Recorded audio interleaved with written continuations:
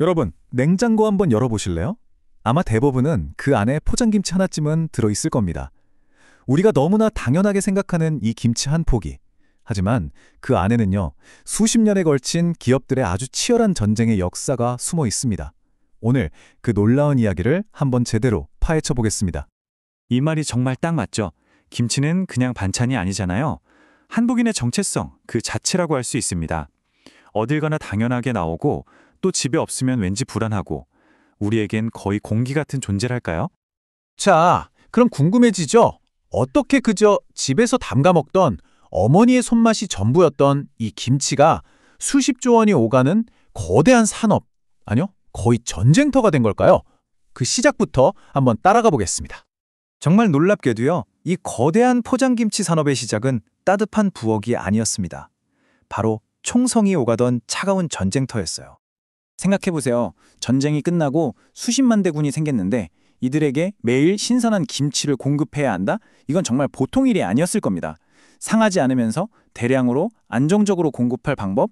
그 절실함 속에서 탄생한 게 바로 최초의 공장제 김치, 김치 통조림이었습니다. 이 캔김치의 첫 시험 무대는 바로 베트남 전쟁터였는데요. 여기서 정말 드라마 같은 일이 벌어집니다.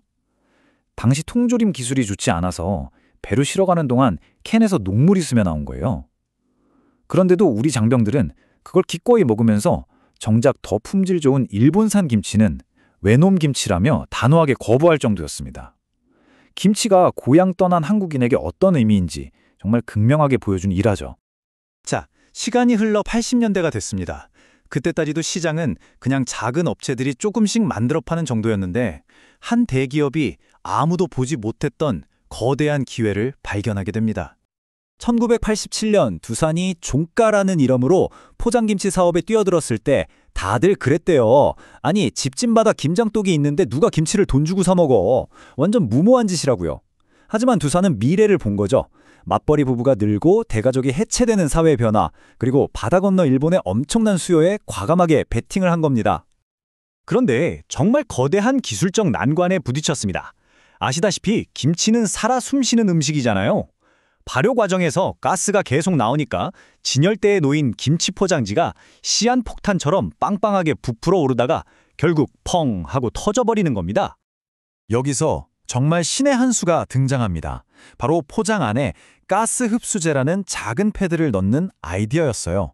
지금은 너무나 당연해 보이지만 이 단순한 아이디어 하나가 터져버리는 김치 포장 문제를 해결했고 이후 모든 포장김치 산업의 표준을 바꾸는 혁신적인 게임 체인저가 됩니다. 이 혁신 덕분에 포장김치의 유통기한이 기존 20일에서 50일로 무려 2배 이상 늘어났습니다. 이게 그냥 숫자가 아니에요. 이 30일의 차이가 김치를 동네 슈퍼를 넘어 전국으로 그리고 바다 건너 까다로운 일본 시장까지 보낼 수 있느냐 없느냐를 결정한 정말 결정적인 한 방이었습니다. 그리고 1994년 드디어 댐이 무너집니다. 정부가 규제를 풀면서 그야말로 김치 시장은 모두가 뛰어드는 무한 경쟁 시대로 돌입하게 되죠. 이 세 가지가 정말 절묘하게 맞물린 거예요. 규제가 풀려서 너도 나도 대기업들이 뛰어들 수 있게 됐죠. 사회가 변해서 사 먹는 김치가 필요해졌죠. 그리고 결정적으로 이걸 신선하게 보관할 김치 냉장고까지 등장했으니 이건 뭐 시장이 폭발할 수밖에 없는 완벽한 조건이 갖춰진 겁니다. 그렇게 시장이 커지는 와중에도 2001년 종가의 위상은 절대적이었습니다. 시장 점유율 60%. 이건 그냥 1등이 아니에요. 시장을 그냥 지배하고 있었다는 뜻입니다. 그 누구도 넘볼 수 없는 왕자였죠. 하지만 영원한 왕은 없다고 하죠. 그 철옹성 같던 종가 왕국이 정말 생각지도 못한 외부의 충격으로 한순간에 흔들리기 시작합니다. 시작은 중국산 김치에서 납이 검출되었다는 한 TV 보도, 이것이 바로 한중 양국을 뒤흔든 거대한 김치 파동의 서막이었습니다. 한국이 바로 중국산 김치 수입을 금지하니까 중국이 기다렸다는 듯이 역공을 펼칩니다.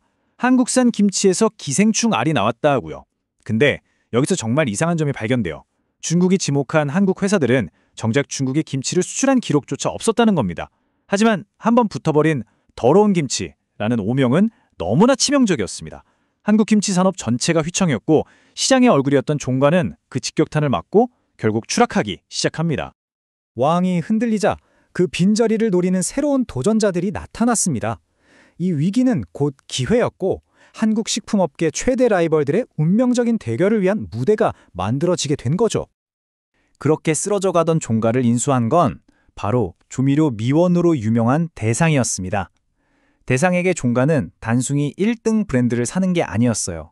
이건 숙명의 라이벌, CJ가 김치 시장에 발을 들이지 못하게 막는 최고의 방어막이자 공격 무기였던 셈입니다. 하지만 CJ도 가만히 있을 수가 없었죠. 사실 CJ에게는 아주 특별한 스토리가 있었거든요. 바로 최초의 캔김치를 개발했던 이만조 박사가 CJ 이재현 회장의 장인이었던 겁니다. 이 역사적 정통성과 비비고 만두로 다져진 막강한 브랜드 파워를 앞세워 드디어 비비고 김치를 출시합니다.